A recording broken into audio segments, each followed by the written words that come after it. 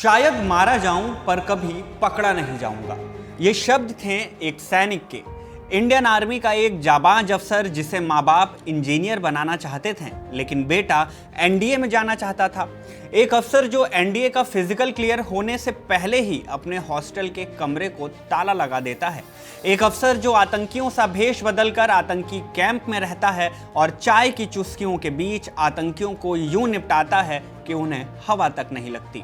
एक अफसर जिसे ऑपरेशन के बीच गोली लगती है, लेकिन खुद की जान बचाने की बजाय वो अपने साथियों से फायरिंग जारी रखने को कहता है।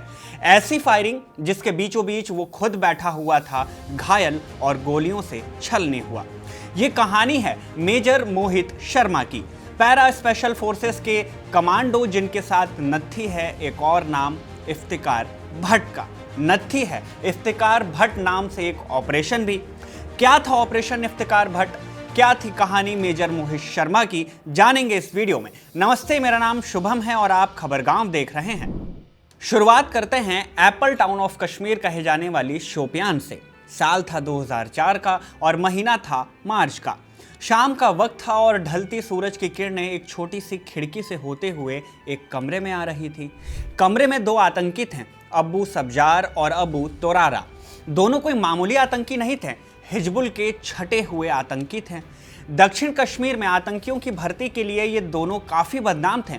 कहा जाता था कि अगर किसी को भी बंदूक उठानी होती तो वो इनसे ही कांटेक्ट करता था। बहरहाल हाइडआउट में दोनों कुछ बात कर रहे थे। बातचीत का मुद्दा एक तीसरा शख्स था। उस शख्स का नाम था इफ्तिखार भट्ट। 6 फीट 2 इंच लंबा शख्स जिसके बाल उसके कंधों तक आते थे और चेहरे पर घनी दाढ़ी जो गर्दन तक फैली हुई थी। इफ्तिखार 2 हफ्ते पहले ही शोपियान के पास एक गांव में इन दोनों आतंकियों से मिला था। आतंकियों ने इफ्तिखार को उससे पहले कभी नहीं देखा था। इफ्तिखार ने अपने बारे में बस इतना बताया कि उसके भाई की 3 साल पहले एक एनकाउंटर में मौत हो गई थी और अब वो उसका बदला लेना चाहता है। बदले के लिए उसने इंडियन आर्मी के एक चेक पॉइंट पर हमला करने का भी प्लान तैयार किया था, लेकिन उस प्लान को अमल में लाने के लिए उसे कुछ लोगों की मदद चाहिए थी। इफ्तिखार की बात सुनकर तोरारा और सब्जार ने उसे अपने साथ रख लिया। उन्हें लगा कि ये उनके काम आ सकता है। कुछ ही दिनों में इफ्तिखार इन दोनों आतंकियों के साथ घुल मिल गया। इस दौरान उसने आर्मी पेट्रोल के मूवमेंट के कुछ नक्शे दिखाए जो एक गुप्त पहाड़ी के रास्ते से होकर जाते थे। इफ्तिखार ने आतंकियों को भरोसा दिलाया कि उसने काफी जांच पड़ताल और रेकी करने के बाद हमले का ये प्लान बनाया है। 2 हफ्तों के बाद तोरारा और सब्जार ने भट्ट को बताया कि वो हमले में मदद जरूर करेंगे, लेकिन इसके लिए इफ्तिखार को कुछ दिनों के लिए गायब होना होगा ताकि लॉजिस्टिक्स और प्लानिंग की एक फाइनल डिटेल्स तैयार हो सके। लेकिन इफ्तिखार का जवाब आया कि मैं बिना मिशन पूरा किए गांव वापस नहीं जाऊंगा, चाहे आप साथ दें या नहीं। इफ्तिखार के इस अंदाज को देखकर दोनों आतंकी अब और श्योर हो गए। सो उन्होंने उसे अपने साथ शोपियान के हाइडआउट तक का रास्ता दिखाया और उसे वहां ले गए। उसी हाइडआउट में जिसकी बात हमने अभी अभी की, जहां धूप और सूरज की किरणें पहुंच रही थी। यहां हमले की पूरी योजना तैयार की जा चुकी थी। उस रात ग्रेनेड्स की एक खेप आने वाली थी। अगली सुबह 3 हिजबुल आतंकी और जुड़ने वाले थे। फिर शाम को हमला किया जाता। प्लान था कि अधिक से अधिक सैनिकों को मारा जाए जब वो ट्रेल के लिए निचले हिस्से से गुजर रहे हों। लेकिन तोरारा को इफ्तिखार के हाव भाव और उसकी हरकतों को देखकर शक होने लगा। इस बात को लेकर वो कमरे में सब्जार से बात कर रहा था।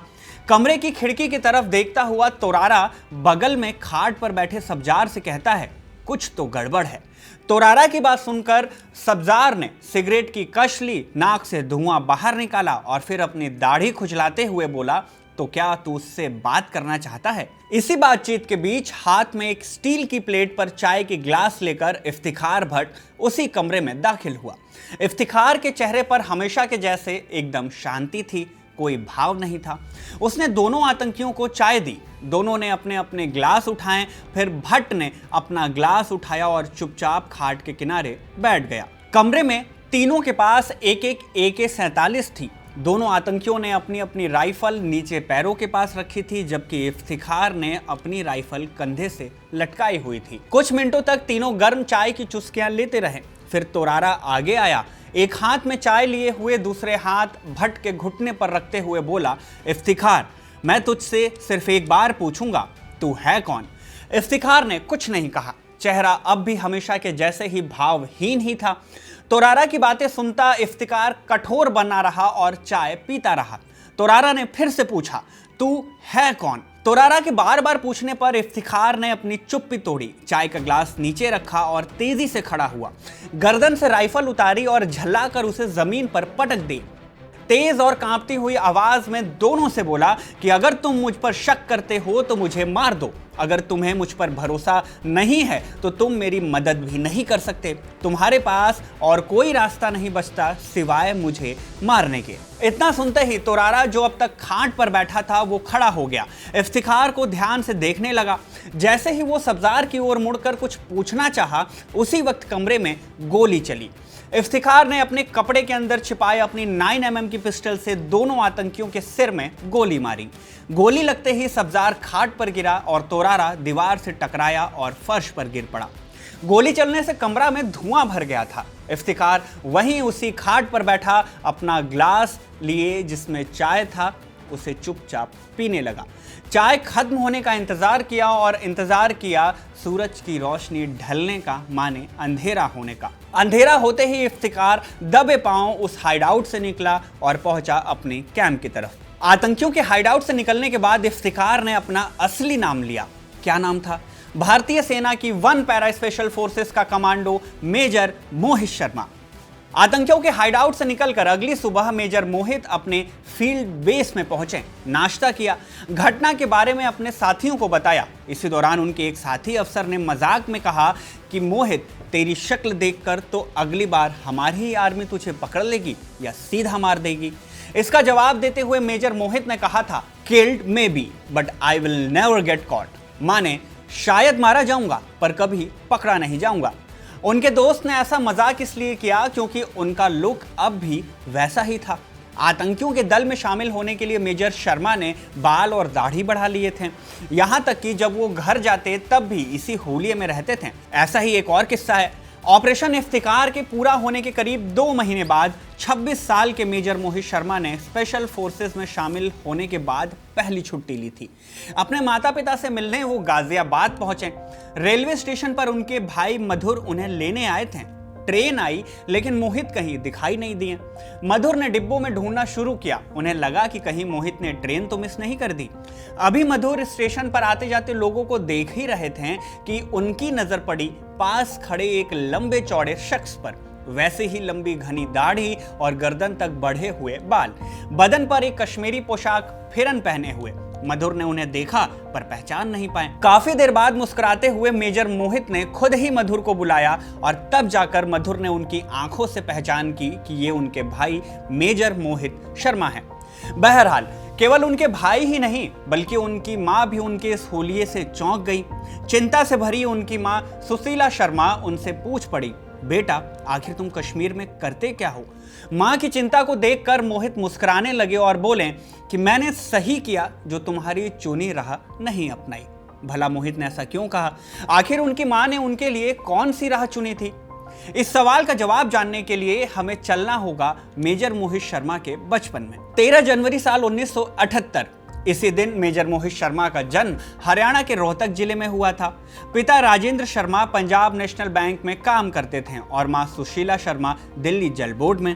1995 में मोहित ने दिल्ली पब्लिक स्कूल गाजियाबाद से 12वीं पास की। माता पिता चाहते थे कि मोहित भी अपने बड़े भाई मधुर के जैसे ही इंजीनियर बने, लेकिन नियति को कुछ और ही मंजूर था। दोनों बेटे सेना में जाना चाहते थे। मोहित के बड़े भाई मधुर फाइटर पायलट बनना चाहते थे, लेकिन 3 बार एसएसबी में नाकाम रहने के बाद उन्होंने हार मान ली। मोहित अब दोराहे पर खड़े थे। उन्होंने माता पिता की इच्छा मानते हुए इंजीनियरिंग में दाखिला लिया। महाराष्ट्र के श्री संत Gajanan Maharaj college of engineering में दाखिला ले लिया। शिव अरोर और रोहित सिंह अपनी किताब इंडियाज मोस्ट फियरलेस 2 में लिखते हैं कि महाराष्ट्र जाने के लिए मोहित घर से निकल रहे थे, तब उन्होंने भाई से गले लगते हुए कहा था, चिंता मत कर, मैं हम दोनों की तरफ से देश सेवा करूंगा। बहरहाल माता पिता के कहने पर मोहित ने इंजीनियरिंग कॉलेज में दाखिला तो ले लिया, लेकिन उनका मन वहां लगा नहीं। उन्होंने कॉलेज से पढ़ाई करते हुए ही नेशनल डिफेंस एकेडमी यानी एनडीए की परीक्षा दी। परीक्षा पास भी की, लेकिन माता पिता ने उनका रिजल्ट उनसे छिपा लिया। ये सोचकर कि बेटे को अगर रिजल्ट का पता नहीं चलेगा तो वो इंजीनियरिंग में ही लगा रहेगा, लेकिन ऐसा हुआ नहीं। मोहित को शक हुआ तो उन्होंने खुद ही यूपीएससी जो एनडीए की परीक्षा कराती है उसे कॉल किया। एग्जाम क्लियर था या नहीं इसका सवाल पूछा, जवाब भी मिला, लिस्ट में मोहित का नाम भी आया। मोहित ने अपने हॉस्टल के कमरे में ताला लगाया, चाबी दोस्त को दी और निकल गए फाइनल्स की परीक्षा देने के लिए। फाइनल की परीक्षा क्लियर होने के बाद मोहित को दिल्ली जाना था मेडिकल के लिए। मोहित ने घर पर फोन किया और फाइनल डिसीजन सुना दिया। क्या था? कहा कि अब वापस कॉलेज नहीं जाऊंगा। ये सुनकर माता पिता चिंता में पड़ गए। मोहित को समझाने की कोशिश भी की, लेकिन मोहित का इरादा पक्का था, या तो फौज या फिर कुछ नहीं। आखिरी अड़चन थी फिजिकल इम्तिहान। मोहित का वजन एलिजिबिलिटी क्राइटेरिया से 6 किलो कम था। यहाँ उनकी मां ने उनका पूरा साथ दिया। दूध, केले और प्रोटीन से भरपूर उनकी डाइट बनाई और महीने भर में ही उनका वजन 8 किलो तक बढ़ गया। एनडीए में दाखिला हुआ और उनकी ट्रेनिंग भी शुरू हुई। पुणे में 3 साल की ट्रेनिंग के दौरान मोहित ने बॉक्सिंग, स्विमिंग और हॉर्स राइडिंग में बेहतरीन प्रदर्शन किया। जल्द ही उन्हें सर्वश्रेष्ठ ऑलराउंडर कैंडिडेट्स में गिना जाने लगा। 3 साल की एनडीए ट्रेनिंग के बाद मोहित ने साल 1999 में देहरादून के IMA माने इंडियन मिलिट्री एकेडमी से सेना अधिकारी के तौर पर ग्रेजुएशन पूरा किया। IMA में रहते ही भारत और पाकिस्तान के बीच कारगिल का युद्ध छिड़ गया था। 50 दिन चले इस भीषण संघर्ष को मोहित और उनके साथी रोज टीवी पर देखते हैं। सैनिकों के इंटरव्यू, ड्रास और कारगिल से रिपोर्ट्स हर दिन उनका जोश बढ़ाते हैं और ये साबित करते हैं कि जो रास्ता उन्होंने चुना था वो एकदम सही था, भले ही इसके लिए माता पिता की बात काटनी पड़ी हो। 11 दिसंबर साल 1999 को लेफ्टिनेंट मोहित शर्मा को मद्रास रेजिमेंट की 5वीं बटालियन में कमीशन मिला। ये रेजिमेंट भारतीय सेना की सबसे पुरानी इन्फेंट्री रेजिमेंटों में से एक है। इसकी स्थापना 18वीं सदी में हुई थी। इस रेजिमेंट का मशहूर वॉर क्राई माने युद्ध घोष है, वीरा मद्रासी अदि कोल्लू, मतलब हुआ वीर मद्रासी मार डालो मार डालो। कमीशनिंग की रात जब जश्न चल रहा था, उनके साथी ने उनसे पूछा, माने मोहित से पूछा कि तू कहां पर पोस्टिंग चाहता है। मोहित ने इसका जवाब दिया, वही पोस्टिंग चाहिए जहां आतंकियों को मार सकूं।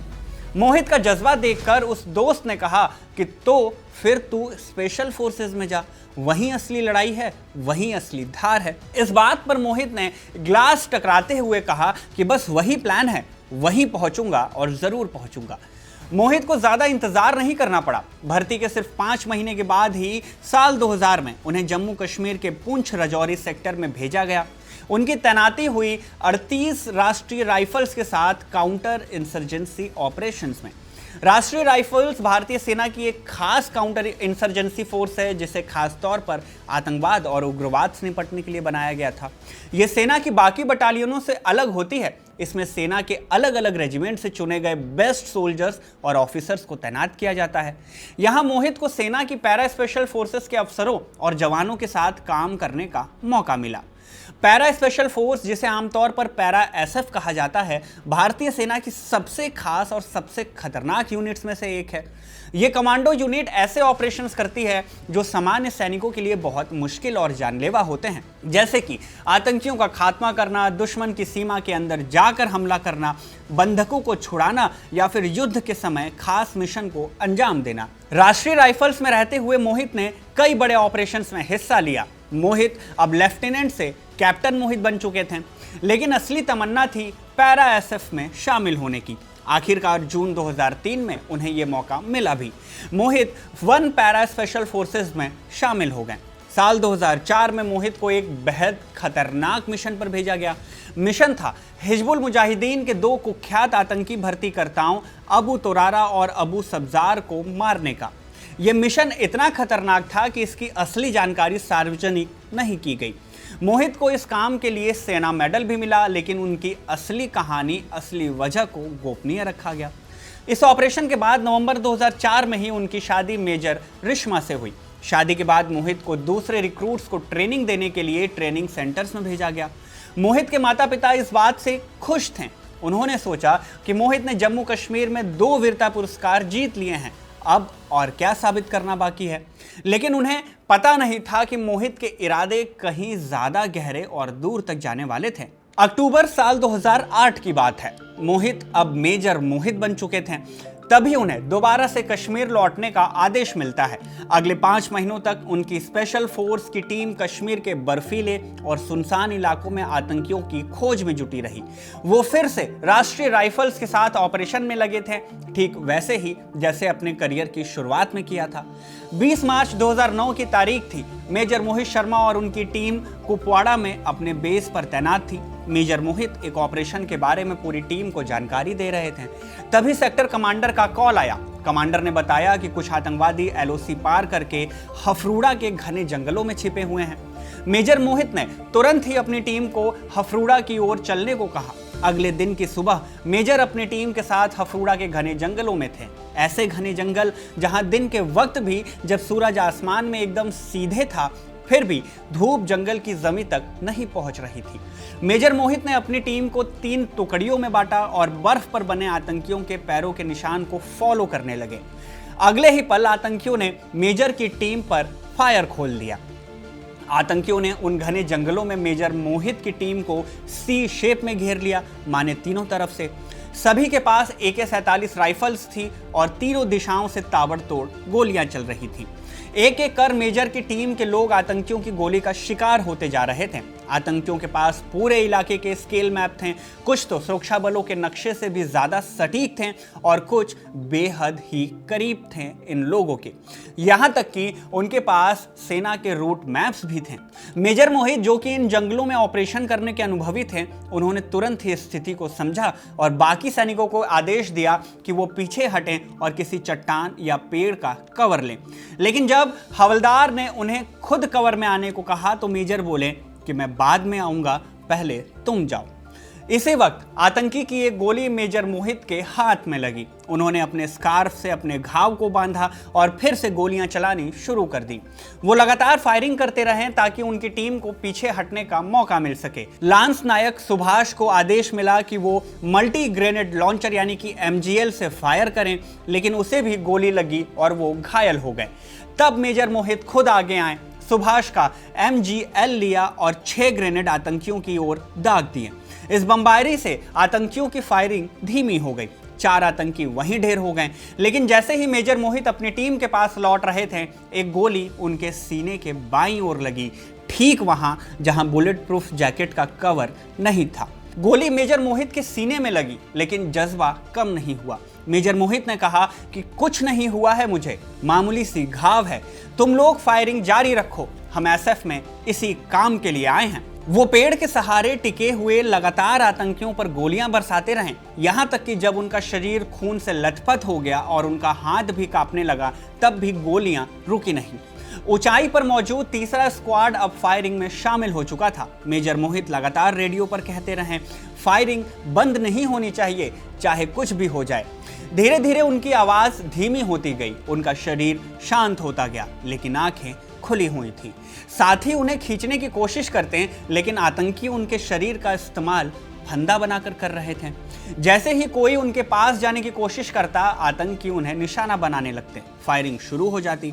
आखिरी सांस लेते हुए भी मेजर ने फायरिंग बंद न करने और खुद के घाव को मामूली बताकर अपनी टीम को आतंकियों की तरफ डटे रहने का आदेश दिया। जब 1 पैरा SF के बेस कैंप को यह संदेश मिला कि मेजर मोहित घायल हो गए हैं, बिना हिले डुले चुपचाप बैठे हैं, कुछ बोल नहीं रहे हैं, तो वहां के एक अफसर को यकीन ही नहीं हुआ। कैंप में बैठे उस अफसर ने कहा कि मैं उन्हें चुपचाप बैठे हुए सोच भी नहीं सकता। मैं बार बार उस जवान से कहता रहा कि पक्का करो, पुख्ता करो, फिर से पूछो, फिर से देखो, क्या सच में वो कुछ नहीं बोल रहे हैं? मोहित ऐसे कैसे हो सकते हैं? लेकिन जवाब उधर से यही आया कि वो हिल भी नहीं पा रहे हैं, कुछ बोल भी नहीं पा रहे हैं।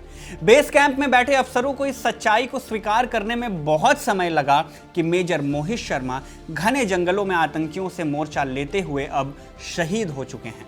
घंटों चले एनकाउंटर के बाद गोलीबारी थमी। बचाव टीम जब पहुंची तो पाया कि लश्कर-ए-तैयबा से ताल्लुक रखने वाले कुल 12 आतंकवादी इस एनकाउंटर में मारे गए, लेकिन मेजर मोहित समेत 8 जाबाज जवान भी शहीद हो गए। भले ही मेजर मोहित शर्मा शहीद हो गए, लेकिन उनकी कहानियां आज तक हर एक जवान के अंदर जोश भरने के लिए सुनाई जाती हैं। इफ्तिखार भट्ट ऑपरेशन की बात करते हुए उनकी टीम का हिस्सा रहे नायक हजारी लाल कहते हैं कि वो ऑपरेशन बहुत खतरनाक था। मोहित सर उसमें मारे भी जा सकते थे, हम शायद उनका शव भी न ढूंढ पाते, लेकिन फिर भी उन्होंने अंदर जाने का फैसला किया।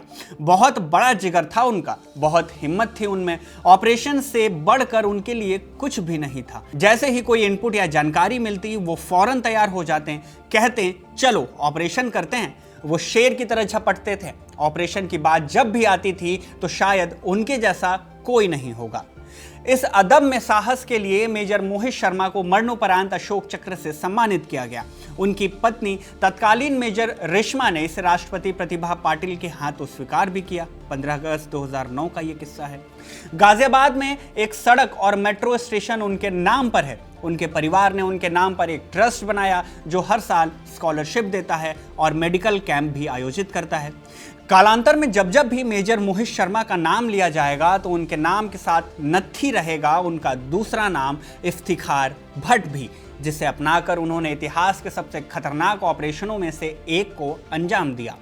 ये नाम उनके साथ ऐसे नत्थी था, उसका एक किस्सा ये भी है कि जब मार्च 2004 में शोपियान ऑपरेशन से पहले एक सैनिक ने किसी अफसर को मोहित को उनके नाम से पुकारते सुना तो मेजर मोहित ने मुड़कर जवाब दिया था, मोहित नहीं सर, इफ्तिखार कहिए।